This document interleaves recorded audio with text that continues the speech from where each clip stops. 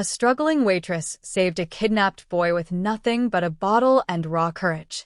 The child wouldn't stop holding her hand, even when his father arrived. What she didn't realize, the father was a mafia boss who protects what his son loves. And his son had just chosen her. Mia Chen's feet ached like they were on fire. 11 hours. That's how long she'd been on her feet at Romano's diner, serving overcooked burgers to truckers who tipped in quarters. She'd smiled through it all because that's what single moms did. They smiled. They pushed through. They survived. Now, at 11:47 p.m., she was finally heading home through the back alleys of South Brooklyn, her purse clutched tight against her ribs.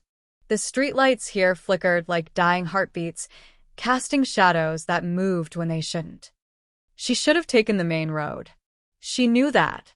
But the main road added 15 minutes, and her daughter Emma was home alone. 7 years old and too brave for her own good, pretending she wasn't scared of the dark.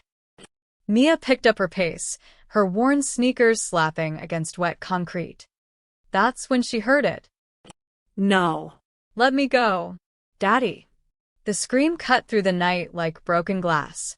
Mia froze, her heart slamming against her chest. Every instinct screamed at her to run the other way. Mind your business. Get home to Emma. Don't be stupid. But that voice, it was a child. She rounded the corner and saw them. 3 men in dark clothes, faces covered with ski masks, dragging a boy toward a black van. The kid couldn't have been older than 9, his designer sneakers scraping against the ground as he kicked and twisted. One man had him in a chokehold. Another was pulling open the van's sliding door. Please. My dad will give you anything. Please. The man tightened his grip. Shut up, kid. Mia's hand moved before her brain caught up. She grabbed an empty beer bottle from the ground near a dumpster, and before she could talk herself out of it, she was running. Hey! Her voice came out stronger than she felt. Get away from him. All 3 men turned. For a split second, nobody moved. Then one of them left. Lady, walk away. This ain't your problem. I said let him go. She threw the bottle. It shattered against the van with a crash that echoed through the alley. The men flinched, and in that moment of distraction, the boy bit down hard on his captor's arm. Son of a... The man released him, and the boy ran. Straight to Mia. He crashed into her, small arms wrapping around her waist, his whole body shaking. Don't let them take me. Please, please don't let them. I've got you, Mia whispered, even though she had no idea how she was going to back up that promise. The 3 men advanced. The one in front cracked his knuckles. You just made a big mistake, waitress. How did he know she was a waitress? Mia's blood went cold. She backed up, keeping the boy behind her, scanning desperately for anything she could use as a weapon. Her phone was in her purse, but there was no time to call 911. No time for anything. The man reached for her. And then the entire alley flooded with light. 2 black SUVs screeched to a halt, blocking both ends of the alley. Doors flew open. Men in suits poured out, and these weren't ordinary men. They moved like soldiers, faces hard, hands reaching inside their jackets. But it was the man who stepped out of the lead vehicle that made everything stop. He was tall, maybe 6'3", with dark hair swept back and a jaw that looked carved from stone. His suit probably cost more than Mia made in 3 months. But it wasn't the suit that made her breath catch, it was his eyes. Cold. Calculating. Deadly.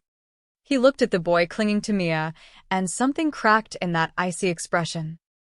Luca, his voice was rough, barely controlled. Luca, are you hurt? Papa. The boy, Luca, started to run toward him, but then stopped, turning back to grab Mia's hand. She saved me, Papa. They were gonna. I know. The man's gaze shifted to the 3 kidnappers, who were now backing toward the van. His voice dropped to something that didn't sound quite human. Leave the van. Start running. If you make it out of Brooklyn by sunrise, maybe you'll see tomorrow. They ran. The man walked toward Mia and his son, and up close, he was even more terrifying. There was something about him that screamed danger, power, control. He knelt down, pulling Luca into his arms, and for just a moment, Mia saw the mask slip. He held his son like he was the only thing in the world that mattered. "I'm sorry, Papa. I'm sorry. I got out of the car to get my ball, and they just—" Sure. "Not your fault," he stood, lifting Luca with one arm, then turned those cold eyes on Mia. "You." She took an involuntary step back. He needed help. "What's your name?" Mia. Mia-chan. Mia-chan, he said it slowly, like he was memorizing it, like he was deciding something. "You have any idea who these men were? Who sent them?" No. "I was just walking home from work." From Romano's diner, it wasn't a question. Her stomach dropped. "How did you—" The name tag, he nodded at her chest. She'd forgotten to take it off. "You live nearby." Why was he asking? Mia's hands started shaking. "Look, I'm glad your son is okay. I should really go." "Papa, don't let her leave." Luca buried his face in his father's shoulder, but reached out a hand toward Mia. "She's nice. She's safe." The man's jaw tightened. He studied Mia for a long moment, and she felt like he was seeing straight through her. Through her exhaustion, her fear, her worn-out uniform and thrift store coat. Finally, he spoke to one of his men without taking his eyes off her. "Marco. Get her address. Full background. Everything." "Wait," Mia's heart hammered. "I didn't do anything wrong." "No," his voice softened just a fraction. "You did something very right. But people who cross paths with my son don't just walk away." "Not anymore," he shifted Luca higher on his hip. "My name is Adrien Russo. And whether you know it or not, Mia-chan, you just became part of something you can't unsee." He turned toward his SUV, then paused. "Someone will contact you tomorrow. Don't run. Don't talk to police. Don't do anything stupid." "But I need to get home to my daughter." He stopped. Slowly turned back. "You have a daughter?" Mia nodded, hating how her voice shook. "She's 7. She's home alone. I need to." Adrien's expression shifted, just slightly. He nodded once to another one of his men. "Take her home. Make sure she gets inside safely. Watch the building tonight." "That's not necessary." "It's not a request." He opened the SUV door, then looked at her one more time. "You saved my son's life tonight, Miss Chen. That means something in my world. But it also means you're in danger. They saw your face. And they'll be back." The SUV door closed. The vehicles pulled away, leaving Mia standing in the alley with one of Adrien's men, her mind racing. What had she just done? And who the hell was Adrien Russo? The man Adrien had assigned to Mia, a stone-faced guard named Tony, didn't say a word during the ride home. He just walked 3 steps behind her until she reached her apartment building, then positioned himself by the entrance like a statue. Mia's hands shook as she unlocked her door. "Mom." Emma came running, her small body crashing into Mia's legs. "You're late." "I was worried." "I know, baby." "I'm sorry." Mia held her daughter tight, breathing in the strawberry scent of her shampoo. Safe. They were both safe. For now. She tucked Emma back into bed, kissed her forehead, and checked every lock on every window twice. Through the blinds, she could see Tony's silhouette by the streetlight, watching. Mia didn't sleep that night. The knock came at 9 a.m. sharp.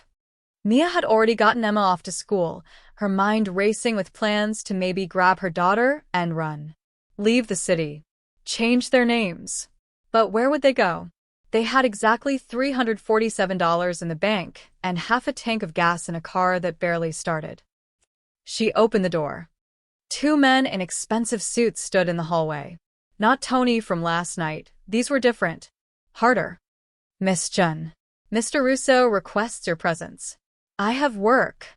"Not anymore." The taller one, bald, with a scar across his eyebrow, handed her a phone. "Call Romano's. You've been given 2 weeks paid leave." Mr. Russo's generosity. Mia's stomach twisted. "I don't want his generosity. I want to be left alone."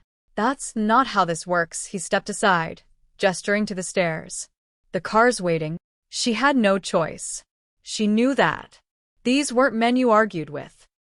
The drive took 40 minutes, leaving Brooklyn behind for the manicured lawns and iron gates of a neighborhood Mia had only seen in movies. The mansion, because there was no other word for it, sat behind 12-foot walls, with security cameras tracking their approach. Inside, everything screamed money. Marble floors, crystal chandeliers, oil paintings that probably cost more than Mia would earn in her lifetime. A woman in a crisp black dress led her through hallways until they reached a study. Dark wood, floor-to-ceiling bookshelves, a massive desk where Adrien Russo sat, reading something on his laptop. He didn't look up. Seat. Mia remained standing. What do you want from me? Now he looked up, one eyebrow raised. Brave. Or stupid. Haven't decided which yet. He closed the laptop, leaning back in his leather chair. Tell me exactly what you saw last night. Every detail. I already told you. Tell me again. So she did. The alley. The men. The van. He listened without interrupting, his fingers steepled under his chin, those cold eyes never leaving her face. When she finished, he was quiet for a long moment. You're not lying, he said it like a fact, not an opinion. But that makes you either incredibly unlucky or incredibly convenient. I don't understand. Someone tried to kidnap my son. Hours after I had a meeting with the Benettis. The same night you, a random waitress, happened to walk by and play hero. His voice was soft, dangerous. You see why I have questions. Mia's blood went ice cold. You think I was part of it. I think coincidences don't exist in my world. Then your world is paranoid. She snapped before she could stop herself. I work 11-hour shifts 6 days a week to keep my daughter fed. I've got $347 in the bank and a car that makes dying noises. You really think someone like me is clever enough to set up whatever you're talking about? Something flickered in Adrien's expression. Not quite softening, but reconsidering. Before he could respond, the door burst open. Papa. Luca ran in, still in his pajamas, face lighting up when he saw Mia. You brought her back. Luca, I told you to stay upstairs. But the boy was already across the room, grabbing Mia's hand. Did they hurt you? Papa said they might come after you too, because you helped me. Mia knelt down to his level, her anger at Adrien momentarily forgotten. I'm okay, sweetie. Are you? I had nightmares, his voice dropped to a whisper. But then I remembered you hit that man with the bottle, and I felt braver. Adrien stood, moving around his desk. Luca. She's nice, Papa. Like Mama used to be, the boy's eyes welled up. Before she left, the room went completely still. Adrien's jaw clenched, so tight Mia heard it. He placed a hand on his son's shoulder. Go find Marcus. He's supposed to be watching you, but... Now, Luca. The boy's lower lip trembled, but he obeyed, casting one last look at Mia before leaving. Adrien poured himself a drink from a crystal decanter. Whiskey, amber and expensive. He downed it in one swallow. My wife left 3 years ago, he said, his back to Mia. Couldn't handle this life. Couldn't handle what I am. He turned, and there was something raw in his eyes now. Luca hasn't trusted anyone since. Barely talks to the nannies. Barely talks to me half the time. I'm sorry. But he trusts you. Adrien moved closer, and Mia fought the urge to step back. In one night, you became the first person in 3 years he's reached out to. That means something. Mr. Russo. It also makes you valuable. And in my world, valuable things are either protected or eliminated. He studied her face. I need to decide which you are. A door opened behind them, and an older man entered, silver-haired, cold-eyed, wearing a suit that probably cost more than Mia's rent. He glanced at Mia, then at Adrien. Boss, we need to talk. Privately. Adrien nodded slowly, never taking his eyes off Mia. Marco will take you to the sitting room. Don't leave the house. I need to pick up my daughter from school. Already handled. She'll be brought here. With security. You can't just... I can. And I did. His voice softened just a fraction. You're not a prisoner, Miss Chen. But you're not safe out there either. Not anymore. He walked out with the silver-haired man, leaving Mia alone in a study that cost more than everything she'd ever owned. She'd saved a child's life. Why did it feel like she'd just signed away her own? The sitting room was bigger than Mia's entire apartment. She sat on a velvet couch that probably cost a month of her salary, watching through the window as black SUVs patrolled the grounds. Her phone buzzed, a text from an unknown number with a photo of Emma leaving school, hand in hand with a kind-looking woman in professional clothes. Your daughter is safe. Will arrive in 20 minutes. Marco. Mia wanted to throw the phone across the room. Instead, she clutched it tight, fighting tears. This was insane. 24 hours ago, her biggest worry was making rent. Now armed men were escorting her 7-year-old like some kind of witness protection program. The door opened. A young woman in a black uniform entered with a tray, coffee, pastries that looked like they belonged in a magazine. Mr. Russo thought you might be hungry. Mia's stomach growled, betraying her. She hadn't eaten since yesterday's stolen fries at the diner. Thank you. The woman left without another word, and Mia devoured a croissant that melted on her tongue like butter and dreams. She was reaching for a second when voices echoed from the hallway, raised, angry. Too convenient, Adrien. A waitress just happens to walk by? Happens to play hero? This has Salvatore written all over it. That was the silver-haired man. The one who'd interrupted earlier. Keep your voice down, Vincent. Adrien's tone was ice-cold. Luca's upstairs. Your son is exactly why we need to be smart about this. That woman could be a plant. A spy. Hell, she could be wearing a wire right now. Mia's hand froze halfway to the coffee cup. I had her swept. She's clean. Today she's clean. But who's to say Salvatore didn't recruit her weeks ago? Think about it. She works at Romano's, right on the edge of Bonetti territory. Perfect position to gather intel. She's a waitress, Vincent. Not CIA. That's exactly what makes her perfect. Vincent's voice grew sharper. Nobody suspects the struggling single mom. Nobody questions why she's asking questions, making conversation. She's invisible. There was a long pause. When Adrien spoke again, his voice was quieter, more dangerous. What do you suggest? Let me handle it. One conversation in the basement, and we'll know everything. Mia's blood turned to ice. The basement. She'd seen enough movies to know what that meant. No, Adrien's voice was firm. Not yet. Then what? We keep her here, feed her pastries, and hope she doesn't slit Luca's throat in his sleep.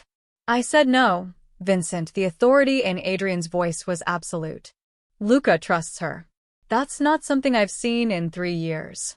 Your son is 9 years old. He doesn't understand deception. He understands fear. He understands danger. He's lived with both since his mother abandoned him. Adrien's voice cracked, just slightly. And last night, in that alley, he ran to her. Not away from her. To her. Boss. I'm not saying I trust her. I'm saying we watch her. Closely. We investigate every corner of her life. If she's working for Salvatore, we'll know a pause. And then you can have your conversation. Footsteps approached. Mia barely had time to grab her coffee cup and pretend she'd heard nothing before the door opened. Vincent entered first, the silver-haired man, late 50s, with eyes that looked through you rather than at you. His expression when he saw Mia was pure contempt. Miss Chen, he didn't offer his hand. I'm Vincent Calabrese. Mr. Russo's consigliere. His what? Advisor. Strategist. The man who keeps him alive. Vincent circled her slowly, like a shark. Tell me, Miss Chen. How long have you worked at Romano's diner? 2 years. And, before that, a dry cleaner in Queens. Before that, a grocery store in... Yes. Minimum wage jobs, struggling to survive, single mother working herself to death. Vincent waved dismissively. Very sympathetic. Very convenient.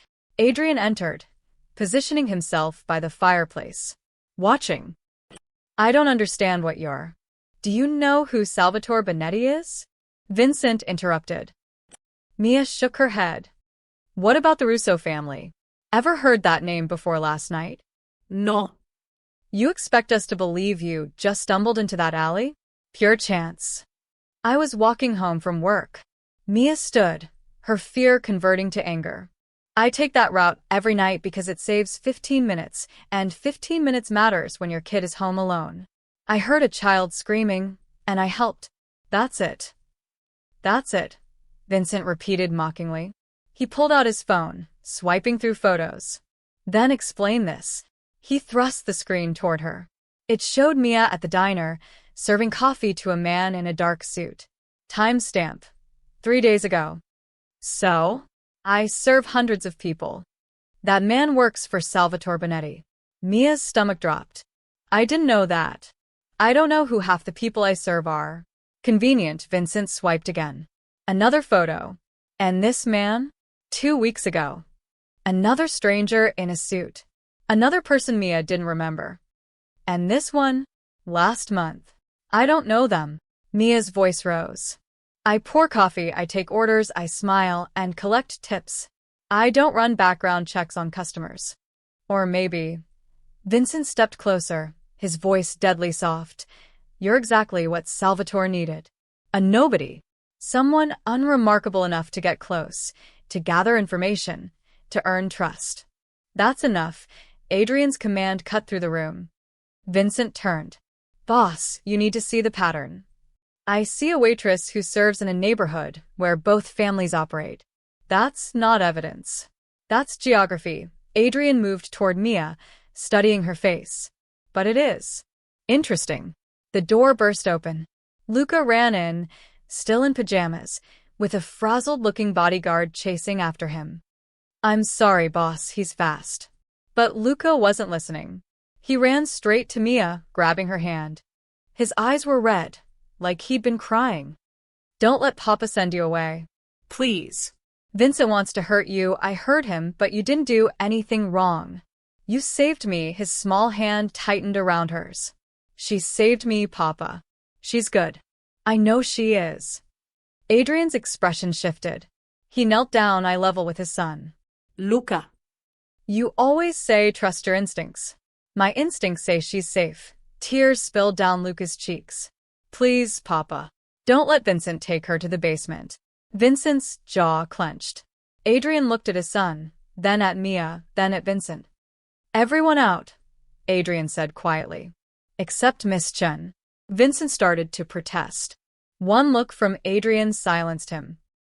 When the room emptied, even Luca, reluctantly, Adrien poured himself another drink. My son doesn't trust easily, Miss Chen. The last person he trusted like that was his mother. He downed the whiskey. She betrayed that trust. Used it to steal money and disappear. I'm not her. Maybe not, Adrien turned to face her. But you're hiding something. I can see it. So here's what's going to happen. You're going to stay here, under watch, while I verify every single detail of your life. If you're innocent, truly innocent, then you and your daughter will be protected. And if I'm not...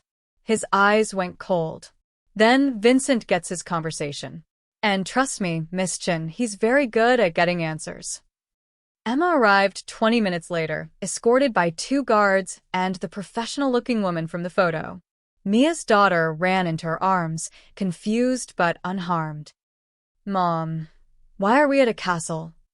Emma's eyes were wide, taking in the chandelier, the marble staircase. Are you friends with the prince? Something like that. Baby Mia held her tight, breathing in her daughter's familiar scent. It's just for a little while. Adrien appeared in the doorway, his presence commanding the room. But when he looked at Emma, something in his expression gentled.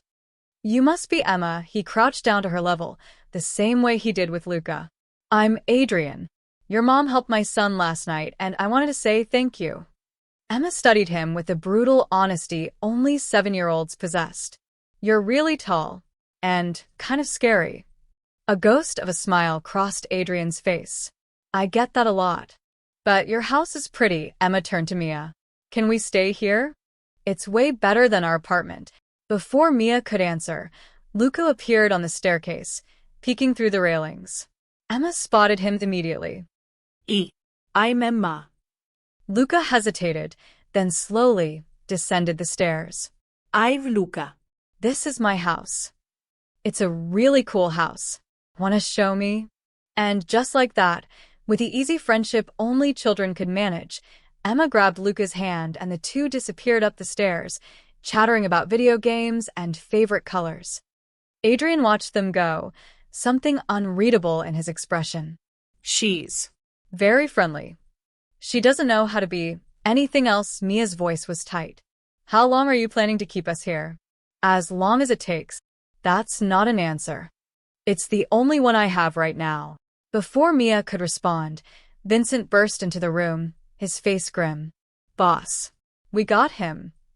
Adrien's entire demeanor shifted, shoulders back, jaw set, eyes turning to ice. Where? Warehouse on 5th. Tony's crew found him trying to leave the city. Vincent's gaze flicked to Mia, then back to Adrien. He's talking. You need to hear this. Stay with the children. Adrien ordered one of his men, then looked at Mia. You're coming with me. What? No. Not a request. He was already moving toward the door.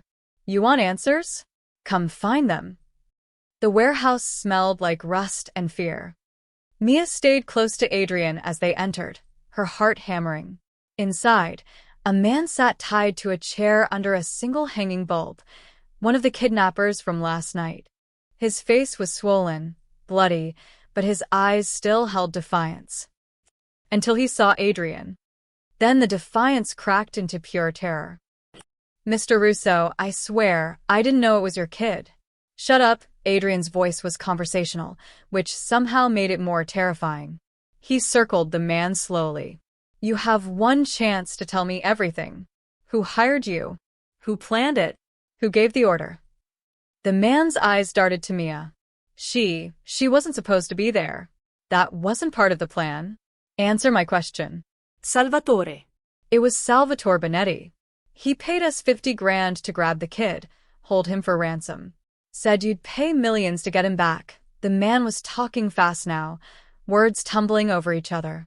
But then she showed up and everything went wrong. Adrien's fist connected with the man's jaw so fast Mia barely saw it. The kidnappers had snapped back, blood spraying. How did Salvatore know where Luca would be? I don't know, I swear. We just got coordinates, timing, everything planned out. Inside information. Vincent spoke from the shadows. Someone in our circle. Adrien's expression darkened. He pulled out his phone, typed something, then showed the screen to the kidnapper. This woman. You've seen her before? Mia couldn't see the photo, but the kidnapper squinted, then nodded. Yeah. Yeah, she was at Romano's diner last week. Salvatore pointed her out. Said she worked there. Said she was nobody important. Ice flooded Mia's veins. Adrien turned to her, his face unreadable. He knew who you were. Before last night. I don't understand. Adrien's phone buzzed. He glanced at it, and something in his expression changed. Hardened. He handed the phone to Vincent, whose face went white. What? Mia demanded. What is it? Adrien's voice was deadly calm. A message. From Salvatore. He turned the phone so Mia could see. It was a video message, 10 seconds long. A man in his 60s, silver-haired like Vincent, but with cruel eyes and a smile that made Mia's skin crawl.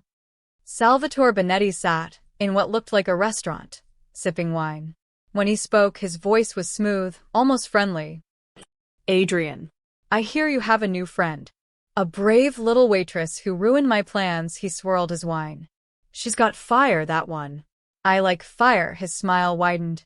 Send her to me by midnight tomorrow, and I'll consider our business concluded. Your boy stays safe. She and I have a conversation. Everyone walks away. He leaned closer to the camera.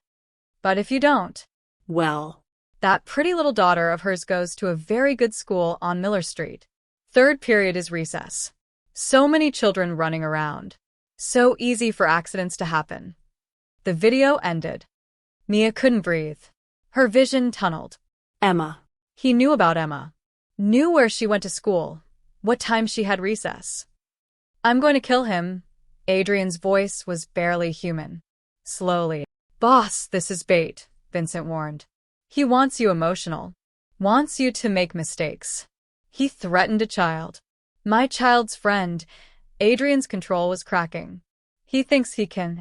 He's making me choose. Mia's voice came out hollow. She looked at Adrien, tears streaming down her face. He wants me, or he hurts Emma. That's what this is. You're not going anywhere near him. You can't protect us forever. You said it yourself. He has inside information. He knew about me before last night. He's been watching. Her voice broke. He'll find a way to get to her. To Emma. Unless I... No. Adrien grabbed her shoulders, forcing her to look at him. Listen to me. Salvatore wants you because you're leverage. Because hurting you hurts me in Luca's eyes. It makes me look weak. I don't care about your reputation. It's not about reputation. For the first time, Adrien's mask fully cracked. My son watched his mother walk away, without looking back. He spent 3 years believing everyone leaves. And then you showed up. You stayed when you could have run. You chose him. Mia stared at him, seeing past the Mafia boss to the desperate father underneath. If you walk into Salvatore's trap, Luca doesn't just lose you. He loses his faith that anyone will ever stay. Adrien's grip tightened. I won't let that happen. Vincent stepped forward. Then we go to war. Adrien released Mia, his expression hardening back into the dangerous man who commanded empires. Get everyone. Every soldier, every contact, every favor we're owed. I want Salvatore's location within the hour. And the girl? Adrien looked at Mia. She stays here. With Luca and Emma. 24-hour guard. I should have a say. You gave up that right when you saved my son. Adrien's voice softened just slightly. This is my world, Miss Chen. And in my world, we don't sacrifice pawns. We kill kings. That night, Mia couldn't sleep. Emma and Luca had crashed together in one of the mansion's guest rooms, exhausted from hours of playing. Adrien had disappeared into his office with Vincent and a parade of serious-looking men. Guards patrolled every hallway. Mia sat in her assigned room, bigger than her entire apartment, staring at her phone. She had 17 missed calls, all from the same number. Ethan. Her younger brother, 23 years old and still figuring out life, which was a polite way of saying he couldn't hold a job or stay out of trouble. She'd been avoiding his calls for weeks because they always meant the same thing. He needed money. But now, with Salvatore knowing everything about her life, Mia's stomach twisted with a different kind of fear. She called him back. Jesus, Mia. Finally, Ethan's voice was strained. Where the hell are you? I went by your apartment. You weren't there. Emma wasn't at school today. How do you know Emma wasn't at school? A pause. Too long. I stopped by to drop off her birthday present early. The teacher said she was absent. Mia's birthday wasn't for 3 weeks. Ethan had never remembered it early in his life. Where are you, Ethan? That's not important. What's important is, Mia, are you in trouble? Because if you are, I can help. I know people. What people? Another pause. Just People. Look, can we meet? There's something I need to tell you. Every instinct screamed that this was a bad idea. But he was her brother. The only family she had left besides Emma. I can't leave right now. Then tell me where you are. I'll come to you, Ethan. Please, Mia. It's important, his voice cracked. I'm in trouble. Real trouble. And I think I might have made things worse for you. Mia's blood went cold. What did you do? Not over the phone. Face to face. She looked toward the door. 2 guards stood outside. She'd heard them take their positions an hour ago. But maybe. There's a coffee shop on Berkeley Street. Tomorrow, 2 p.m. Come alone. Mia, I don't think. Alone, Ethan. Or I'm not coming. She hung up before he could argue. Getting out the next day was easier than expected. Adrien was in meetings all morning. Vincent had mentioned something about tracking Salvatore's money. The guards were focused on external threats. Nobody expected Mia to sneak out. She told Emma she was going to get her favorite snacks, kissed her daughter's forehead, and slipped out through the kitchen entrance while the cook was in the pantry. The coffee shop was 20 minutes away by cab. Ethan was already there, sitting in the back corner, looking like he hadn't slept in days. His leg bounced nervously. When he saw Mia, relief and guilt warred across his face. "You came." Talk fast. "I don't have much time." Mia slid into the booth across from him. Ethan ran his hands through his hair. "I messed up. Bad." "Gambling again?" "How did you?" He stopped, laughing bitterly. "Of course you know. You always know." He pulled out his phone, showed her a number. $47,000. "I owe this to some guys. Serious guys. The kind who break kneecaps first and ask questions later." Mia's heart sank. "Ethan, where the hell did you get that kind of money to gamble?" "I thought I could win it back. I had a system." "Systems don't work. How many times do we have to?" She stopped, forcing herself to breathe. Okay. We'll figure this out. I can pick up extra shifts, maybe get a loan." "Mia, it's already handled." She froze. "What?" "Someone paid it off. The whole thing. Yesterday morning." Ethan wouldn't meet her eyes. He just showed up. Said he'd heard I was Mia Chen's brother. Said family was important. Paid everything just like that. The world tilted. Who? I don't know his name. Older guy, expensive suit, silver hair. Salvatore. Mia's whisper was barely audible. He didn't tell me his name. He just said he was a businessman who appreciated family loyalty. Ethan finally looked at her, and there was something desperate in his eyes. He asked about you. Just casual questions. Where you worked, how often we talked, if you'd mentioned meeting anyone new. And you told him it wasn't a question. I didn't know. I thought he was just making conversation. He seemed nice, Mia. He bought me lunch. Treated me like I mattered. Ethan's voice cracked. Nobody's done that since Dad died. Their father had passed 6 years ago. Heart attack. Left them with nothing but debt and memories. What else did you tell him? Nothing. I swear. Just that you worked hard, that you had Emma, that you were always helping people even when you couldn't afford to help yourself. He reached across the table, grabbing her hand. But Mia, there's more.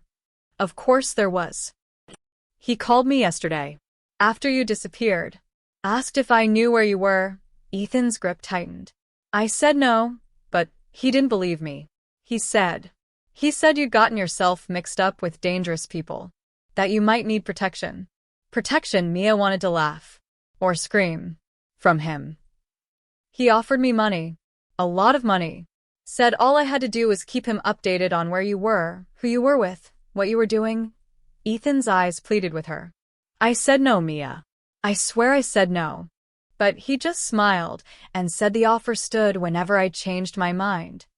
Ethan, you need to stay away from him. There's something else. He pulled out an envelope from his jacket, sliding it across the table. This was slipped under my apartment door this morning. Mia opened it. Inside was a photo, her and Emma leaving the mansion that morning, clear as day. On the back, written in elegant script. Family is everything. Your sister understands this now. When you're ready to help her, call me. S. Below it was a phone number. He's watching you, Ethan whispered. Watching both of us. Mia, what the hell did you do? Before she could answer, her phone buzzed. A text from an unknown number. Leaving without permission? Reckless. Bring your brother. We need to talk. Mia's stomach dropped. Adrien knew. She looked up at Ethan, seeing him clearly for the first time. Her baby brother. Always in trouble. Always needing rescue. And now he was caught in something that could get them all killed. Come with me, she said quietly. Where? Somewhere safe. Or, at least safer than here. Mia, you're scaring me. Good. You should be scared, she stood, grabbing his arm. Because we're in the middle of a war, and Salvatore just made you a soldier whether you want to be or not. They left the coffee shop together, not seeing the car parked across the street. Inside, a man lowered his camera and dialed a number. Boss. She met with the brother. They're heading back together now. On the other end, Salvatore Benetti smiled. Perfect. Keep watching. And make sure Adrien knows about their little meeting. Let's see how much he trusts his new pet now. The pieces were moving exactly as planned. The SUV was waiting outside the coffee shop when Mia and Ethan stepped onto the sidewalk. Not Adrien's sleek black vehicles. This one was navy blue, windows tinted so dark they looked like mirrors. The back door opened, and a man in an expensive suit stepped out, not threatening, just present. Miss Jen. Mr. Benetti would like a word. Mia's hand tightened on Ethan's arm. I'm not going anywhere with. It's not a request. The man's smile was polite, but his eyes were cold. Your brother's debt may be paid, but interest accrues. Surely you understand how these things work. Mia. Ethan's voice shook. What's he talking about? Two more men emerged from the car. Not pointing guns, not making threats. They didn't have to. The message was clear. Just me, Mia said. My brother goes home. Of course. Mr. Benetti is a reasonable man. The suited man gestured to the open door. After you. Mia looked at Ethan, memorizing his face in case this was the last time. Go back to your apartment. Lock the door. Don't open it for anyone except me. Mia. Go. He went, casting frightened glances back as he hurried down the street. Mia climbed into the SUV, her heart hammering against her ribs.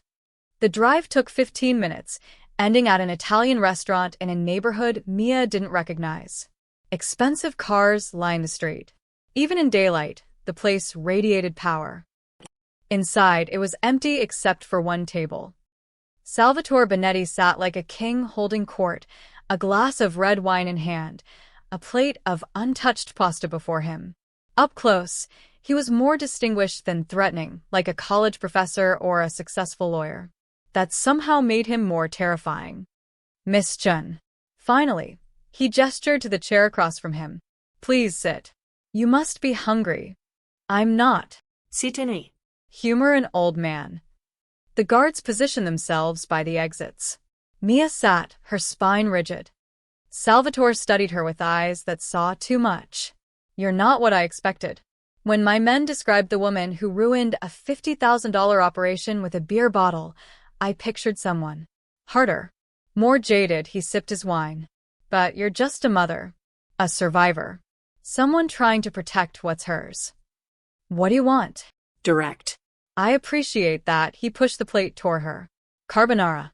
Best in the city. Please. It's getting cold. I don't want your food. No. You want your freedom. Your daughter's safety. Your brother's debts to stay paid. He leaned back, swirling his wine. You want Adrien Russo's protection without the cost of being owned by him. Am I close? Too close. Mia said nothing. You saved a son. A noble act. Genuinely heroic. Salvatore's voice was warm, almost fatherly. But nobility doesn't pay rent, Miss Chen. Heroism doesn't put food on the table or keep debt collectors away. You know this better than most. If you're trying to scare me, I'm trying to help you. He set down his wine glass. Adrien is using you. You see that, don't you? He doesn't care about you or your daughter. He cares about his son's emotional stability. The moment you stop being useful, you become a liability. You don't know him. I've known Adrien Russo for 20 years. I watched him rise. Watched him destroy everyone who got in his way. Salvatore's voice softened. I also watched his wife leave. Do you know why she ran? Mia didn't answer. Because she finally understood what Adrien is. Not a man. Not a father. A monster who wears expensive suits and calls his violence protection. He leaned forward. She tried to take Luca with her. Adrien's men found her at the airport. She got on that plane alone, leaving her son behind because Adrien made it clear, stay, and watch your son grow up in hell. Leave, and at least the boy survives. You're lying. Am I? Ask Vincent. Ask any of Adrien's inner circle what happened to the last person who tried to leave with something he valued, Salvatore's eyes glinted. That wife is living in Austria now, under a new name, with a monthly payment to ensure her silence. She hasn't seen her son in 3 years. That's Adrien's version of mercy. Mia's hands trembled in her lap. Why are you telling me this? Because you have something I need. Information. Access. He pulled out a folder, sliding it across the table. Open it. She didn't want to, but her hands moved anyway. Inside were documents. Bank statements showing her negative balance. Emma's school tuition, past due. A notice of eviction dated 2 weeks ago that she'd hidden from her daughter. Medical bills from when Emma had pneumonia last year, still unpaid. Underneath those were different papers. Bank statements with her name, showing balances with zeros that made her dizzy. A deed to a house, small but real, with a yard. A college fund for Emma, already established. What is this? Your future. If you're smart, Salvatore folded his hands. I don't want to hurt you, Miss Chen. I want to help you. All you have to do is tell me what Adrien is planning. His meetings. His movements. Where he keeps Luca. You want me to betray him. I want you to survive. Salvatore's voice turned urgent, almost pleading. Adrien is going to war with me. You know this. And in war, there's collateral damage. People like you and Emma, you'll be the first casualties. Not because you matter to Adrien, but because you don't matter enough. He's protecting us. He's using you as bait. Don't you see? Salvatore's mask cracked slightly. I took Luca to draw Adrien out. But you're his new weakness. The moment I realized that, I knew. He'll sacrifice you to save his son. He'll trade your life for Luca's without hesitation. Mia è tightened. And you wouldn't. I would give you a choice. Isn't that worth something? He tapped the folder. This life, safety, security, freedom, it's yours. Emma never has to know poverty again. Your brother's debts stay buried. And all you have to do is feed me information. Small things. Nothing that directly harms Luca. Just business intelligence. That's still betrayal. It's survival. Salvatore's voice dropped. And between you and me, Miss Chen, survival is the only morality that matters. Mia stared at the papers, at the life they represented. Everything she'd wanted for Emma, for herself. Everything that staying in Adrien's world would never give her. I need time to think. Of course, Salvatore smiled, genuinely pleased. But not too much time. Adrien's suspicions grow by the hour. Once Vincent convinces him you're a spy, and he will, your thinking time ends in a basement interrogation room. He stood, buttoning his jacket. My number is in that folder. When you're ready to make the smart choice, call me. Until then, he gestured to his men. They'll take you back. Consider this conversation our secret. For now. Mia was escorted back to the SUV, the folder burning in her hands. As they drove, her phone buzzed. Adrien, where are you? Her fingers hovered over the keys. One text could end this. Tell him about Salvatore's offer. Ask for protection. Trust him. But Salvatore's words echoed. He'll sacrifice you to save his son. Mia deleted the message and typed, on my way back. The folder sat in her lap like a promise. Or a trap. She couldn't tell which. Mia returned to the mansion to find chaos. Guards rushed through hallways. Vincent barked orders into his phone. And in the middle of it all stood Adrien, jaw clenched, eyes blazing as he listened to a report from one of his men. He spotted Mia immediately. The temperature in the room dropped 10 degrees. My office. Now. She followed him, the folder from Salvatore hidden in her purse, burning like evidence. Inside his office, Adrien closed the door with controlled violence. Where were you? I told you. I went. Don't lie to me. His voice was deadly quiet. I had men watching the coffee shop. I know about your brother. I know you both left. And I know you didn't come straight back. He moved closer, crowding her space. What I don't know is where you went for 43 minutes. Mia's mind raced. Tell him. Just tell him about Salvatore's offer, about the threats. But then she remembered the folder. The house. The college fund. Emma's future. I needed air. Time to think. Think about what? About whether staying here is worth it. The words burst out before she could stop them. You're keeping me prisoner. My daughter thinks this is some kind of adventure, but it's not. We're trapped. And for what? Because your son likes me? Because I was stupid enough to help. Adrien's expression didn't change. You're lying. I'm tired. Mia's voice cracked. I'm tired of men in suits telling me what to do, where to go, who to trust. I'm tired of being scared. I just want my normal life back. Your normal life? Adrien's laugh was bitter. 70-hour work weeks? Eviction notices? That's what you want back. Mia froze. How do you know about? I know everything about you, Miss Chen. Your debts. Your struggles. The fact that you've been robbing Peter to pay Paul for 2 years, his voice softened slightly. Is that really what you want? To go back to surviving instead of living? Before she could answer, a small voice came from the doorway. Papa, why are you yelling? They both turned. Luca stood there in his pajamas, holding a sketchbook to his chest, his eyes red-rimmed. Adrien's entire demeanor shifted. Luca, you should be in bed. I can't sleep. Luca's lower lip trembled. The nightmares keep coming back. Mia moved without thinking, kneeling to his level. What kind of nightmares, sweetie? The van. The men. But also, he looked at his father, then back to Mia.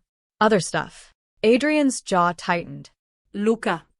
Can I show Miss Mia my drawings? Please, Papa. Something passed between father and son. A wordless conversation Mia couldn't interpret. Finally, Adrien nodded once, terse and reluctant. Luca grabbed Mia's hand, pulling her toward the sitting room. Adrien followed, silent as a shadow. The boy settled on the couch, opening his sketchbook with careful hands. The first drawing showed a stick-figure man in a suit, tall, commanding. Next to him, a smaller figure holding his hand. That's me and Papa, Luca whispered. When I was little, before Mama left. The next page showed 3 figures. The woman was drawn in bright colors, yellow dress, red lips, big smile. But there was something wrong with the picture. The woman's hand wasn't holding the boy's. It was reaching toward something off the page. Mama used to smile a lot. But Papa says she smiled even when she was sad. That's confusing. Luca traced the drawing with one finger. How do you know if someone's real smile or a pretend smile? Mia glanced at Adrien, who stood by the fireplace, face carved from stone. Sometimes, Mia said gently, people smile when they're sad because they don't want the people they love to worry. But that's lying. Not exactly. It's protecting. Luca flipped the page. This drawing was darker. The stick-figure man stood alone, surrounded by other figures, some with guns, some with angry faces. The small boy figure was off to the side, watching. Papa pretends he's not scared. But I know he is. Luca's voice dropped to barely a whisper. I hear him sometimes at night, walking the halls, checking my room, making sure I'm still there. Adrien's hands clenched into fists. He thinks the bad men will come back. Take me away. Make me disappear like Mama. Luca looked up at Mia with eyes too old for 9 years. Do you think they will? No, Mia's voice was fierce. Because your papa won't let them. And neither will I. Promise. The word hung in the air. A promise in this world meant something. It was a chain, a commitment that couldn't be broken without consequence. I promise. Luca's smile was small but genuine. He flipped to the next page, this one drawn recently, the lines still fresh. It showed 4 figures now. The tall man, the boy, and 2 new people. A woman with kind eyes and a little girl holding her hand. That's you and Emma. I added you yesterday. Luca touched the drawing. You're not scared of Papa. Everyone else is scared of him. Even Vincent. But you yell at him and tell him when he's being mean. Luca, Adrien's voice was strained. It's okay, Papa. I like that she's not scared. Luca looked at his father, then back to Mia. Mama was always scared. Of everything. Of the men with guns. Of the phone calls. Of you, Papa. The room went silent. She told me once, right before she left. She said, "Your father is a good man trapped in a monster's life." I didn't understand then. Luca's fingers tightened on his sketchbook. But I think I do now. You do monster things to keep me safe. Right, Papa? Adrien's control finally cracked. He crossed the room, sinking onto the couch beside his son, pulling him into a fierce embrace. Everything I do, his voice was raw, is to keep you safe. Even the monster things. I know, Luca hugged him back. That's why I'm not scared of you. I'm scared for you. Mia watched them, her heart breaking and healing simultaneously. This wasn't a mafia boss and his heir. This was a father terrified of failing his son. A boy trying to understand a world too violent for childhood. When Adrien looked up, his eyes met Mia's, and for the first time, she saw past the ice, past the control, to the man underneath who was just as scared as she was. He trusts you, Adrien said quietly. In 3 years, you're the first person he's shown these drawings to. The first person he's talked to about his mother. Why me? Because you don't want anything from him. You're not here for power or money or connections. You just, Adrien's voice caught. You just stayed. When you could have run, you stayed. Luca had fallen asleep against his father's chest, sketchbook sliding from his fingers. Adrien shifted carefully, lifting his son without waking him. I'll put him to bed. He paused at the doorway, looking back at Mia. About earlier. Your brother. I had him brought here. He's in the guest wing, under protection. You brought Ethan here? He's family. And Salvatore knows it. Adrien's expression hardened. That makes him a target. Like you. Like Emma. He left with Luca, leaving Mia alone with the sketchbook. She opened it to the last page. One more drawing she hadn't seen. This one showed all 4 figures, Adrien, Luca, Mia, and Emma, standing together. Above them, written in a child's careful handwriting, "My new family. Please don't leave like Mama did." Mia's hands shook as she pulled out her phone. Salvatore's number stared back at her from the folder in her purse. One call. That's all it would take. Betray Adrien, take Salvatore's offer, secure Emma's future. But she just promised a 9-year-old boy she wouldn't leave. And unlike Luca's mother, Mia kept her promises. She deleted Salvatore's number. Whatever happened next, she was staying. The next morning, Mia woke to raised voices down the hall. She'd been given a room next to Emma's, with guards posted outside both doors. Her daughter was still sleeping, curled up with a stuffed bear one of Adrien's men had awkwardly gifted her. Mia slipped out, following the sounds of argument. Absolutely ridiculous, Adrien. She's a nobody. The voice was female, sharp with fury. Mia paused outside the partially open door to Adrien's office. Careful, Isabella. Adrien's voice was cold warning. Mia peered through the crack. A woman stood before Adrien's desk, tall, model-thin, wearing a dress that probably cost more than Mia's car. Her dark hair fell in perfect waves, her makeup flawless even at 7 a.m. Everything about her screamed money and privilege. Careful? You want me to be careful while you parade some waitress around your home? Isabella's perfectly manicured hand slammed on the desk. Do you have any idea how this looks? Your men are talking. Your associates are questioning your judgment. Let them talk. I won't be humiliated like this. Isabella's voice rose. We've had an arrangement for 2 years, Adrien. 2 years of discretion, of understanding your world. An arrangement. That's all it was. Adrien didn't even look up from the papers he was reading. You were company when I needed it. Don't mistake that for something more. The words were brutal. Isabella flinched like she'd been slapped. Is that all I am to you? Company. What did you think you were? Isabella's composure cracked. I thought after Maria left, I thought maybe we could be something real. That Luca could have a mother figure. Luca has a mother figure. Adrien's voice was flat. And it's not you. The silence that followed was deadly. The waitress, Isabella's laugh was bitter. You're replacing me with a broke single mother who smells like grease and desperation. Now Adrien looked up, and his expression made Isabella step back. One more word about Miss Chen, and you'll find yourself very unwelcome in this house. She's your weakness. Isabella's desperation showed through her anger.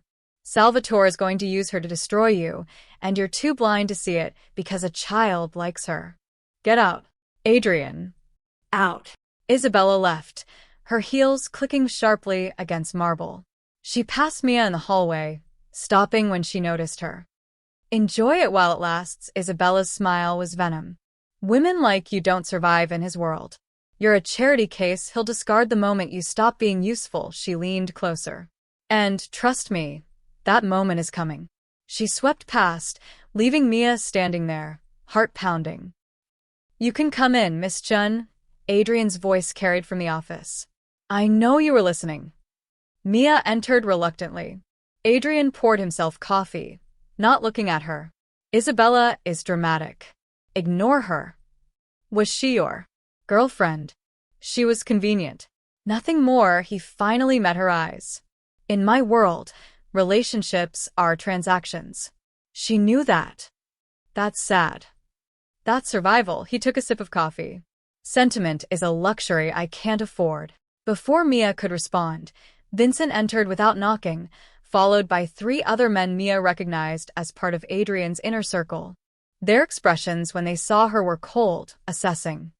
Boss, we need to discuss the situation. Vincent's emphasis on the last word made it clear. Mia was the situation. She can stay. That's not wise. It's my decision. Vincent's jaw clenched, but he continued. Fine. Then she should hear this too. He pulled out his phone, showing Adrien a series of photos. These were taken yesterday. Miss Chen, getting into a navy blue SUV outside the coffee shop. The same SUV that's registered to a shell company Salvatore uses.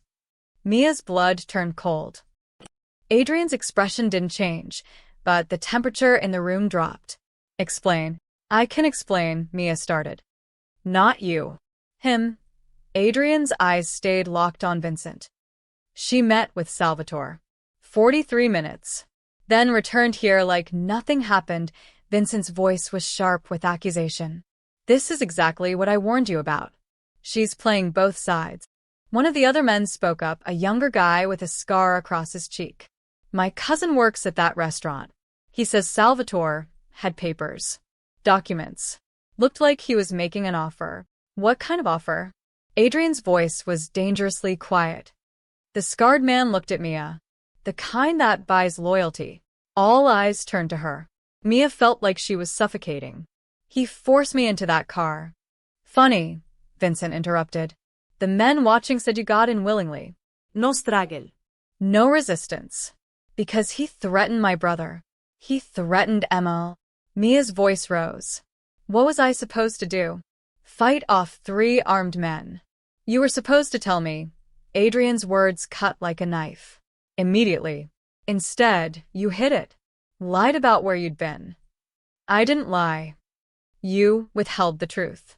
Same thing. He stood, moving around the desk. What did he offer you? Mia's silence was damning. Boss, let me interrogate her properly. Vincent's hand moved to his jacket. 20 minutes, and we'll know everything. No, Adrien's command was absolute, but his eyes never left Mia's face. Answer the question, Miss Chen. What did Salvatore offer you? The folder in her purse felt like it weighed 1,000 pounds. Money. A house. Security. In exchange for? Information. About you. Your movements. Where Luca is. The room exploded with angry voices. I knew it. She's a spy. Boss, we need to eliminate this threat. Quiet. Adrien's roar silenced them all. He stepped closer to Mia, his voice dropping to something intimate and terrifying. And what did you tell him? This was it. The moment that decided everything. Mia met his eyes, refusing to look away. Nothing. I told him nothing. And I deleted his number. You expect us to believe that? Vincent scoffed. Why would you turn down that kind of money? Look at you. You're drowning in debt, barely surviving. Salvatore offered you everything you needed. He offered me blood money, Mia's voice steadied. Money earned by betraying a 9-year-old boy who's already been abandoned by everyone he trusted. She looked at Adrien. I made Luca a promise. I don't break promises to children. Pretty words, the scarred man muttered. But can we trust them? I vote we can't, another man added. She's a liability, boss. Cut her loose before she cuts us. Vincent stepped forward. Adrien, you're thinking with your heart instead of your head. This woman has compromised our security. She's had contact with Salvatore. She's hiding things. If Maria taught you anything, it should be, don't. Adrien's voice was lethal. Don't you dare compare them.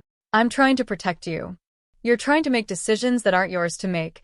Adrien turned to his men, and Mia saw the Mafia boss fully emerge. Miss Chen stays. Under watch, yes. Under suspicion, perhaps. But under my protection. Anyone who has a problem with that can leave. Permanently. No one moved. Vincent put 3 more men on her detail. I want to know everywhere she goes. Everyone she talks to. Adrien's gaze returned to Mia. And, Miss Chen? No more secrets. No more withholding information. The next time Salvatore or anyone else contacts you, I'm the first to know. Understood? Mia nodded, not trusting her voice. Good. Now get out. All of you. They filed out, Vincent casting one last warning glare at Mia.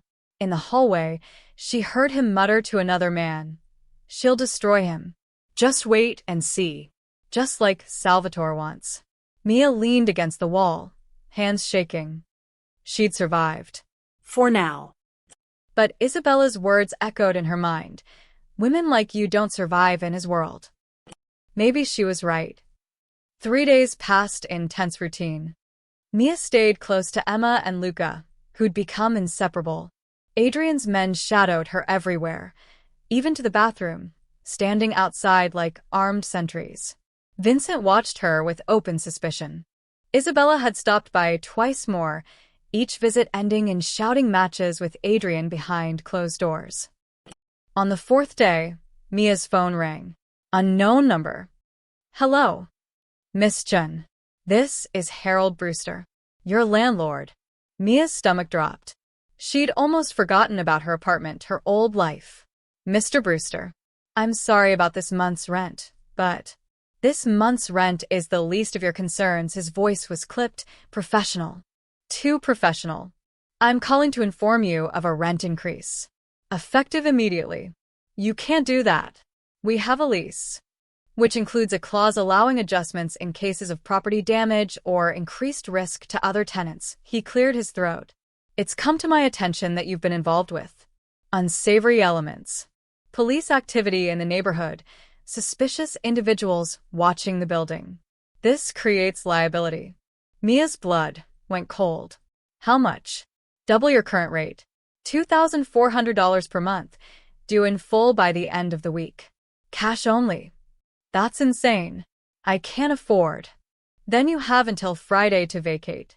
I'm well within my legal rights, Miss Chen. Check your lease. The line went dead. Mia stood there, phone trembling in her hand. $2,400. She didn't have $240. And she knew exactly who was behind this. Salvatore. He was squeezing her, forcing her hand. She found Adrien in his office, reviewing security footage with Vincent. Both men looked up when she entered. I need to leave. Adrien's expression didn't change. Excuse me? This was a mistake. All of it, the words tumbled out. My landlord just demanded double rent because of suspicious activity around my building. That's Salvatore, isn't it? He's targeting my home, my job, everything. And it's because I'm here. So you want to run? Vincent's voice dripped contempt. Predictable. I want to protect my daughter. Mia's voice rose. Every day I stay here, I put Emma in more danger. Salvatore isn't going to stop. He'll keep pushing until... Until what? Adrien stood, moving around his desk. Until you crawl to him? Take his offer? Feed him everything he wants to know. No. I'll leave the city. Change our names. Start over somewhere he can't find us. There is nowhere he can't find you. Adrien's voice was hard. The moment you walk out that door, you become a loose end. Someone who knows too much, seen too much. You think Salvatore lets loose ends live. I'll take that chance. Emma won't. The words stopped Mia cold. Adrien moved closer, and she saw something dangerous in his eyes. You want to know what happens to people who run from Salvatore? Last year, a man named Dominic testified against him. Witness protection, new identity, the whole package. Salvatore found him in 6 weeks. Dominic's wife and daughter died in a house fire. He got the message, surrendered himself. They found his body in the harbor. Mia felt sick. You're trying to scare me. I'm trying to save your life. Adrien's voice softened slightly. You think I don't understand wanting to protect your child? Luca is everything to me. I've built an empire on blood and fear to keep him safe. And I'm telling you, running is suicide. Then what am I supposed to do? Stay here forever? Let Salvatore destroy everything I've built. What you've built is already gone, Miss Chin. Your apartment, your job, your old life. It was over the moment you stepped into that alley. Adrien's gaze was unflinching. The only question now is whether you fight back or surrender. Fight back? I'm a waitress. I don't know how to fight men like Salvatore. No. But I do. Adrien moved even closer, and Mia found herself backed against his desk. Leave, and you won't last a day. Stay, and no one touches you. Your choice. That's not a choice. That's a threat. It's a promise, his voice dropped. I protect what's mine. And whether you like it or not, Salvatore has made you mine by targeting you. Mia's breath caught. I'm not a possession. No. You're a responsibility. One I don't take lightly. He stepped back, giving her space. Your landlord wants $2,400? Done. Consider it paid. Your debts? Cleared. Emma's school? Covered. Everything Salvatore threatened to take away, I'll provide it. In exchange for what? Your loyalty. Your honesty. Your presence in my son's life. Adrien's expression softened when he mentioned Luca. He's sleeping through the night for the first time in 3 years. He's drawing again. Smiling. That's because of you. Adrien. I'm not a good man, Mia. I won't pretend to be. But I keep my promises. And I'm promising you. Stay, and nothing touches your daughter. Nothing touches you. Not Salvatore. Not his men. Not anyone.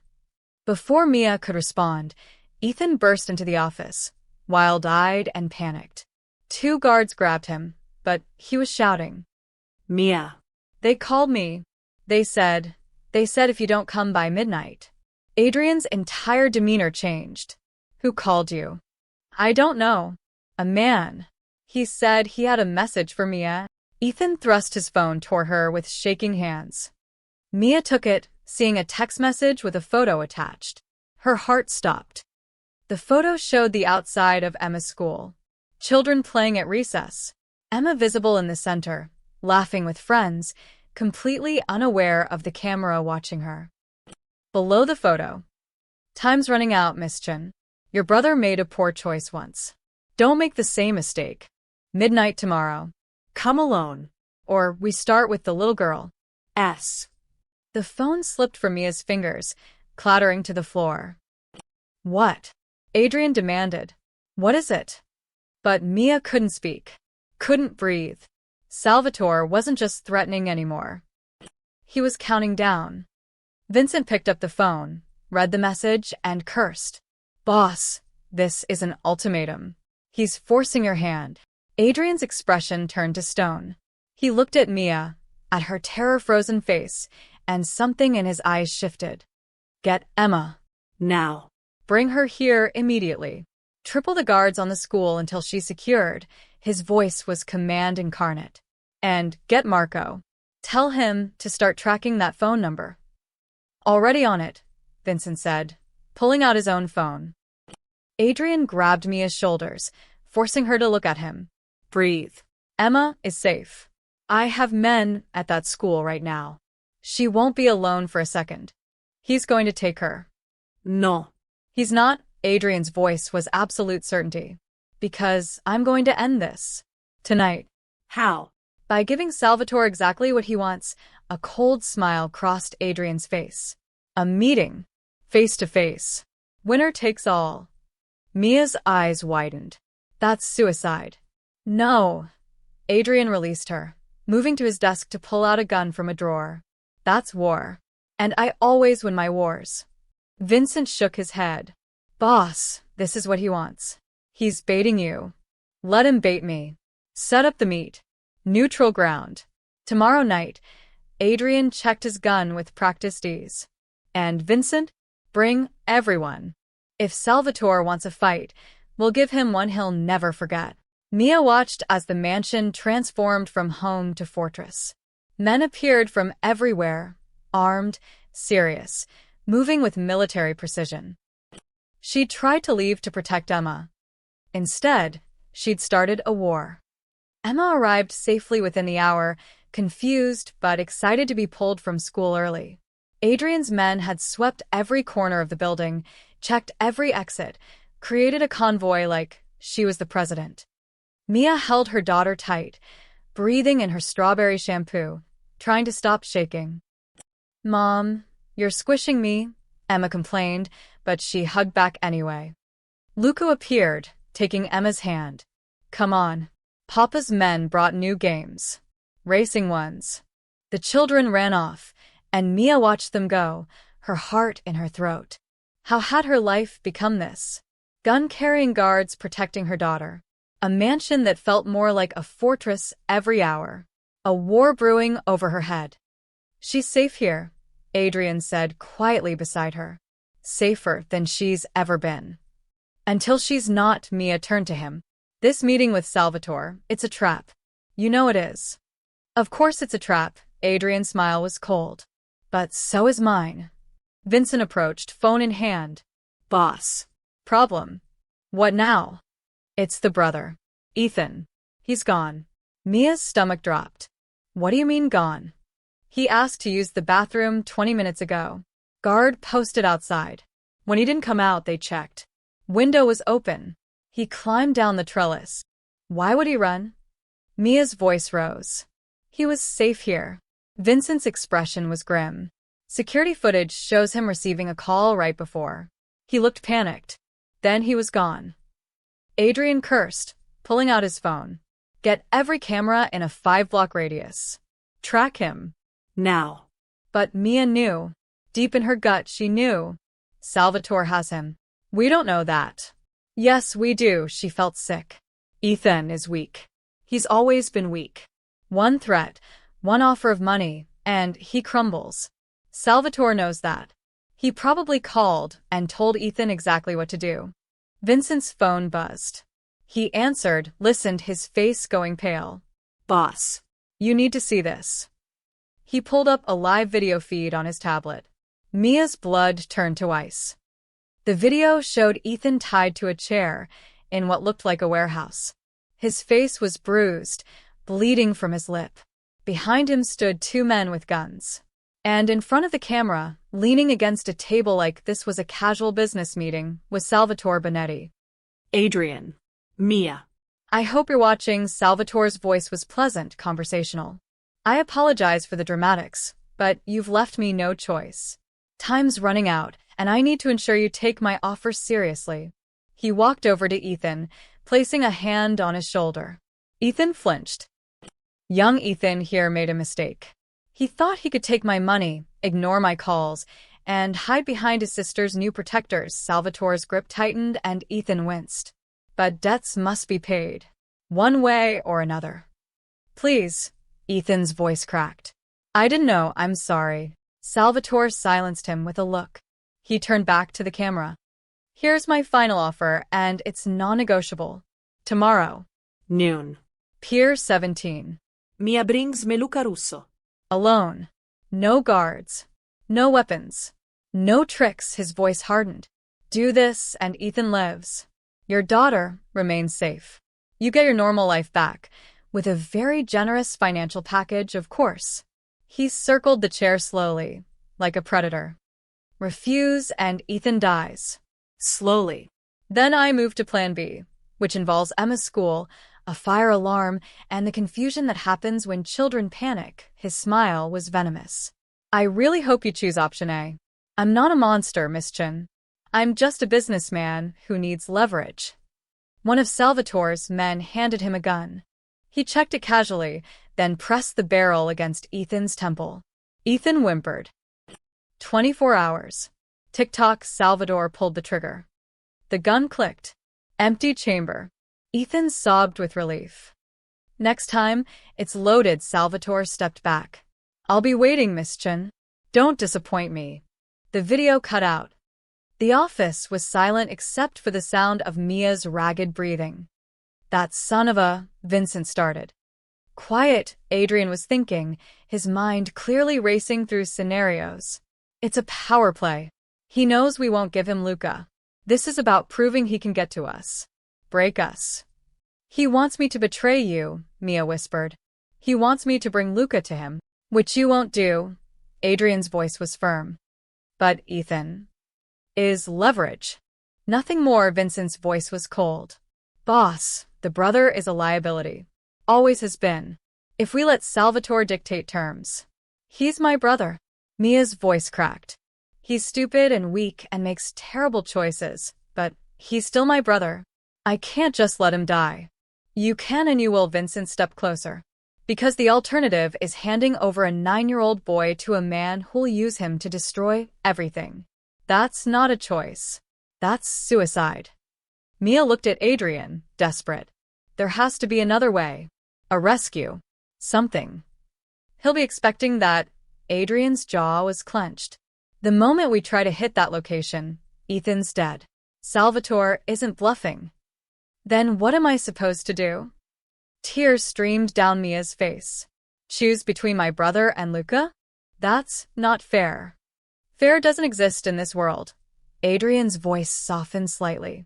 But I can tell you this. If you hand Luca over, Salvatore wins everything. He'll have leverage over me forever. He'll kill your brother anyway because loose ends. And Emma becomes his next target the moment you're no longer useful. How do you know? Because that's what I would do. Adrien's honesty was brutal. Salvatore isn't offering you freedom, Mia. He's offering you a slower death. Mia sank into a chair, head in her hands. I can't do this. I can't make this choice. From the doorway, a small voice spoke. You don't have to. They all turned. Luca stood there, still in his play clothes, face solemn and far too mature. Luca, go back upstairs, Adrien started. No. Papa. Luca walked into the office, his hands balled into fists. I heard everything. The bad man wants me to save Miss Mia's brother. That's not happening. Adrien moved toward his son. But it should. Luca's voice was steady despite his trembling hands. Miss Mia saved me. Now, it's my turn to save her family. Absolutely not. Adrien's voice was thunder. You're 9 years old. And I'm scared all the time anyway. Luca's composure cracked. I'm scared you'll die. I'm scared the bad men will come back. I'm scared everyone I love will leave. Tears rolled down his cheeks. But Miss Mia didn't leave. She stayed even when it was dangerous. So I should stay too. For her. Mia knelt down, grabbing Luca's shoulders. Sweetie, no. You're not responsible for this. But my brother is... The words were bitter in her mouth. This is Ethan's fault. His debts. His choices.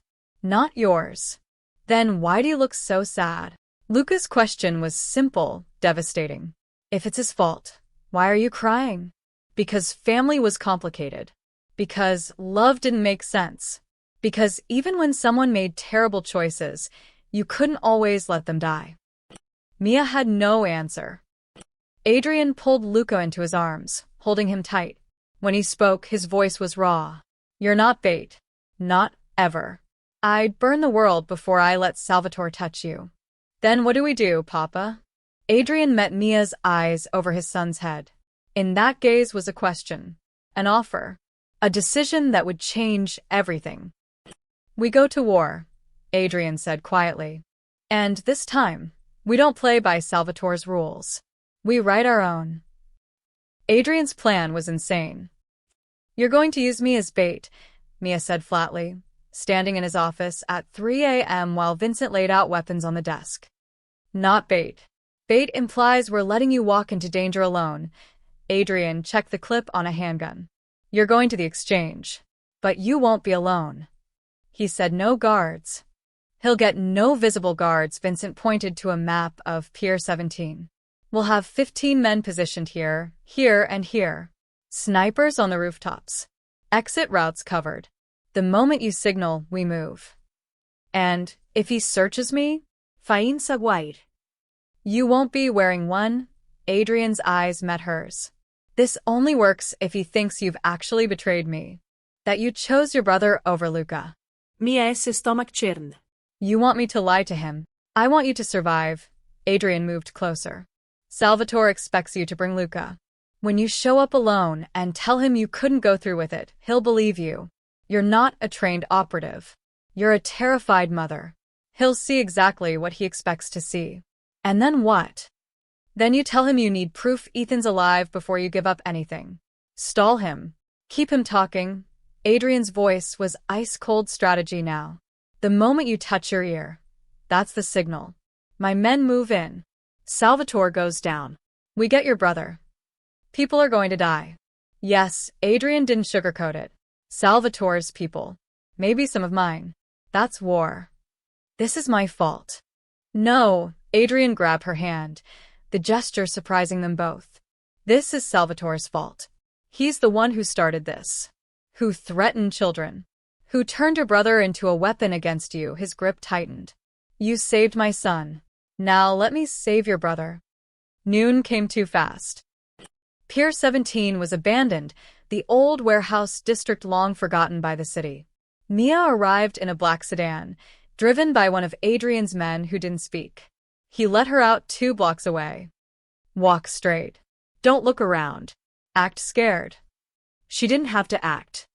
The pier stretched before her, weathered wood creaking under her feet. In the distance she saw figures.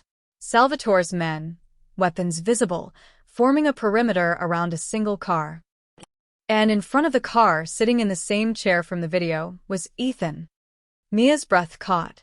He looked worse in person, bruised, exhausted, terrified, but alive. Salvatore stepped out of the shadows like he'd been waiting for a cue. He wore an expensive suit, completely out of place in the industrial decay. Miss Chen. Right on time, he smiled. Though I notice you're missing a certain 9-year-old boy. Mia stopped 15 feet away. I couldn't do it. Excuse me? I couldn't betray him. Luca. He trusts me, and I... Her voice cracked authentically. I tried. I got him to the car. But when he looked at me with those eyes, asking if we were going on an adventure, she wiped away real tears. I couldn't. Salvatore's expression hardened. I gave you very clear instructions. I know. I know I did. But he's a child. An innocent child. And I'm not. I'm not a monster. She took a step forward. But I came anyway. To negotiate. To find another way. There is no other way. Salvatore's voice turned cold. You failed. Which means... Wait. Mia's shout echoed across the pier. You want leverage over Adrien? Information? I can give you that. I've been living in his house. I know his routines, his security, where he keeps Luca, everything. Salvatore paused, intrigued. Go on. But first, I need proof Ethan's alive. Actually alive, not just sitting there. Let me see him. Talk to him. You can see him from there. I need to know he's not hurt. That he can walk. Mia's voice was desperate. Please. Then I'll tell you everything. Bank accounts, safe houses, meeting locations. Everything Adrien thinks is secret. Salvatore considered this. Finally, he nodded to one of his men. Bring him over. They dragged Ethan forward. He stumbled, weak but mobile. Mia? God, Mia, I'm sorry. It's okay, she hugged him, feeling his trembling. It's going to be okay. She touched her ear. Everything happened at once. Gunfire erupted from 3 directions. Salvatore's men scattered, returning fire. Mia grabbed Ethan, pulling him down as bullets tore through the air above them. Move. Someone shouted, Vincent, appearing from behind a shipping container, laying down covering fire. Salvatore dove behind his car, pulling a gun from his jacket. His eyes found Mia, and pure rage crossed his face. You tricked me. Adrien's SUVs crashed through the pier entrance, doors flying open. Armed men poured out, and suddenly the abandoned pier was a war zone. Mia dragged Ethan toward cover, but Salvatore was faster. He grabbed Ethan by the collar, yanking him backward, pressing a gun to his temple. Stop. Salvatore's voice cut through the chaos. Everyone stop or the brother dies. The gunfire ceased. An eerie silence fell, broken only by the sound of waves against the pier. Adrien stepped out from behind his vehicle, gun raised. Let him go, Salvatore. This is between us. Everything is between us. Salvatore's control was cracking. You took everything from me. My territory, my reputation, my power. And now you have her. He jerked his head toward Mia. Playing happy family while I lose everything. You lost because you're weak. Adrien's voice was death itself. You threaten children. Hide behind hostages. That's not power. That's desperation. Shut up. Salvatore pressed the gun harder against Ethan's temple. Ethan whimpered. I want safe passage. A car. Or I swear. A small figure darted from one of the SUVs. Luca, no. Adrien's roar came too late. Luca ran toward Mia, ignoring the guns, the men, the danger. Miss Mia. I'm here. I'm okay. Everything slowed down. Salvatore's eyes widened, seeing his real prize within reach. His gun swung away from Ethan toward Luca. Mia didn't think. She ran, throwing herself between the gun and the boy. The shot rang out. Pain exploded in Mia's shoulder, spinning her around. She crashed into Luca, covering him with her body as they hit the ground. Adrien's gun fired 3 times. Clean. Precise. Professional. Salvatore stumbled backward, red blooming across his chest. His gun clattered to the pier. He looked down at the blood, then at Adrien, surprise in his dying eyes. You were always going to lose, Adrien said quietly, because you forgot the one rule that matters. You don't threaten what's mine. Salvatore collapsed. The remaining men scattered or surrendered. Vincent's team moved in, securing the area. It was over in seconds. Adrien ran to Mia, dropping to his knees beside her. Mia. Mia, look at me. She was still covering Luca, blood seeping through her jacket. The boy was crying, trying to see if she was okay. I'm fine, Mia gasped. Is Luca? I'm okay. You saved me again. Luca's small hands pressed against her wound, trying to stop the bleeding. Papa, help her. Please. Adrien carefully rolled Mia onto her back, examining the wound. Clean through. You'll live, but his hands shook as he applied pressure. You stupid, brave, impossible woman. You could have died. So could he, Mia whispered, looking at Luca. Not on my watch. Ethan crawled over, his face covered in tears. Mia, I'm sorry. I'm so sorry for all of this. Later, Adrien's command was sharp. Vincent. Medic. Now. Men rushed over with first aid. In the distance, sirens wailed. Mia's vision started to blur, but she felt Luca's hand gripping hers, refusing to let go. Felt Adrien's steady presence, his voice commanding everyone, taking control. Before darkness took her, she heard Luca whisper, You kept your promise. You didn't leave. Never, she managed. Never leaving. Then the world went black. Mia woke to the smell of antiseptic and expensive cologne. Her shoulder throbbed, wrapped tight in bandages. The room around her was familiar, one of the guest bedrooms in Adrien's mansion. Afternoon light filtered through silk curtains.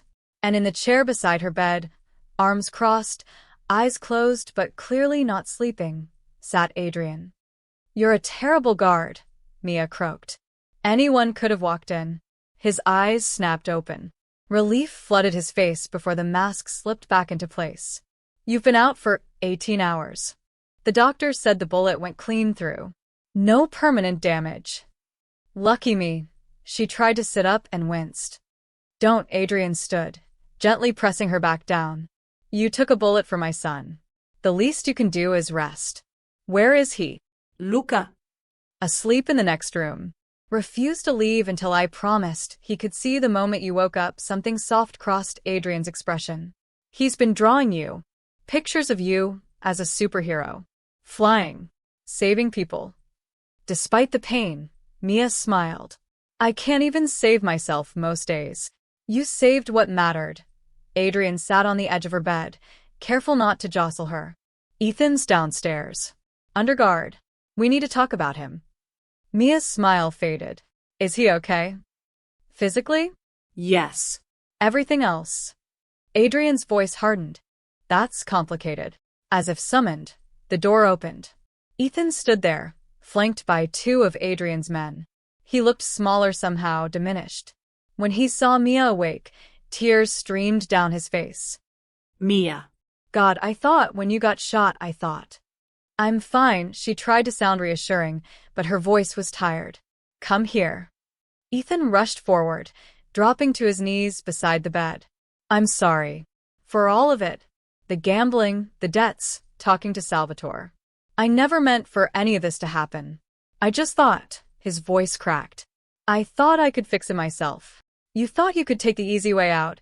Adrien's voice cut through the moment, like a blade. You took Salvatore's money. Gave him information about your sister. Put not just her, but her daughter at risk. I know. I'm not finished, Adrien stood, looming over Ethan. You got a woman shot. Nearly got a child killed. All because you couldn't face your own mistakes. He moved closer, and Ethan shrank back. Your sister just took a bullet meant for my son. She bled on that pier protecting what I love most. Do you understand what that means? Ethan nodded, terrified. It means she's family now. Mine to protect. Mine to provide for. Mine. Adrien's voice dropped to something lethal. And you're the liability that nearly destroyed her. Give me one reason I shouldn't end you right here. Adrien, Mia started. No, his eyes never left Ethan. He needs to understand. In my world, betrayal has consequences. Your sister paid your debt in blood. But you. He leaned down, getting in Ethan's face. You ever sell your sister again, to anyone for any reason, and no debt will save you. No relationship. No mercy. I will erase you. Understand? Yes, Ethan's voice was barely a whisper. Yes, I understand. Good, Adrien straightened. You have two choices. Leave the city. Change your name. Start over somewhere I never have to see your face again. Or, he paused. You stay. Work for me. Legitimate business. You earn your keep, pay back every cent Salvatore gave you through honest labor, and you prove you're worth the sister who almost died for you. Ethan looked at Mia, desperate. What do you want me to do? Mia studied her brother, weak, flawed, but still family.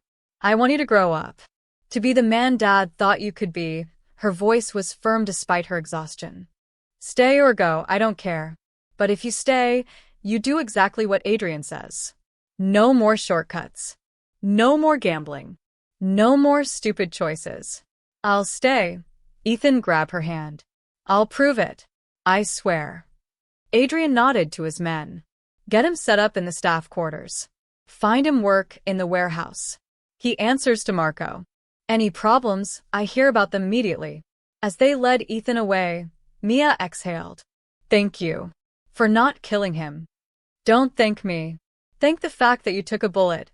Adrien sat back down, and his mask cracked slightly. When I saw you go down, when I saw that blood, he stopped, jaw clenching. I've seen hundreds of people die. It never affected me. But watching you fall. I'm okay. You're reckless, but there was no heat in it. You chose us over blood. Threw yourself in front of a bullet for a child who isn't even yours. He feels like mine. The admission came easier than Mia expected. Both of them. Luca and Emma. They've become, she searched for the word. Everything. I know the feeling. Adrien's hand covered hers carefully. You asked me once what I wanted from you. Here's the truth. I want you to stay. Not as an obligation. Not as protection. But as family. Adrien. You chose us over blood, he repeated, and this time his voice was different. Vulnerable. Now you're ours. Luca's. Emma's. Mine. He met her eyes. If you'll have us. It wasn't a proposal. It was a claiming. A declaration. In his world, this was the closest thing to love. Fierce, possessive, absolute protection. Mia thought about her old life. The apartment she'd lost. The job that barely paid bills. The constant fear and exhaustion. Then she thought about Luca's drawings. Emma's laughter echoing through marble halls. The strange, broken family they'd become. Okay, she whispered. I'm yours. The door burst open. Luca ran in, Emma right behind him, both children's faces lighting up. You're awake. Luca scrambled onto the bed, careful of her shoulder. Papa said you were a hero, that you saved me again. We made you cards. Emma held up construction paper covered in glitter and crayon hearts. Mine has a picture of us as a family. See? That's you, me, Luca, and Mr. Adrien. Mia looked at the drawing, 4 stick figures holding hands in front of a house. A family. Not the family she'd planned, but the one she'd chosen. Adrien stood, making room for the children. But before he left, he leaned down, his lips brushing her temple in the softest gesture. Welcome home, Mia. And for the first time in years, Mia felt like she was. 3 months later, Ethan worked in Adrien's warehouse, slowly earning back respect. Emma and Luca attended the same private school, inseparable. Vincent still watched Mia with suspicion but had stopped suggesting basement interrogations.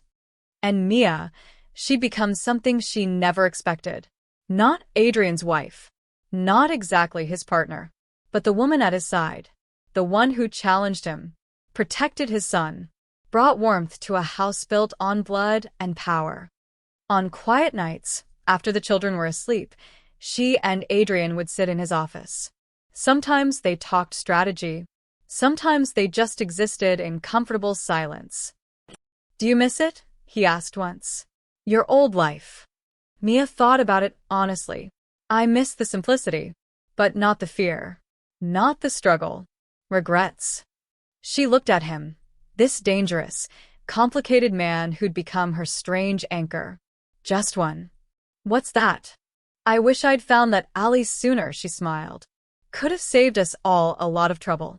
Adrien's laugh was rare and genuine.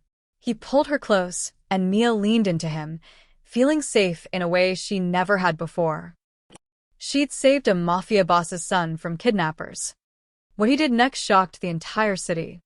He made her family. And in his world, family was everything.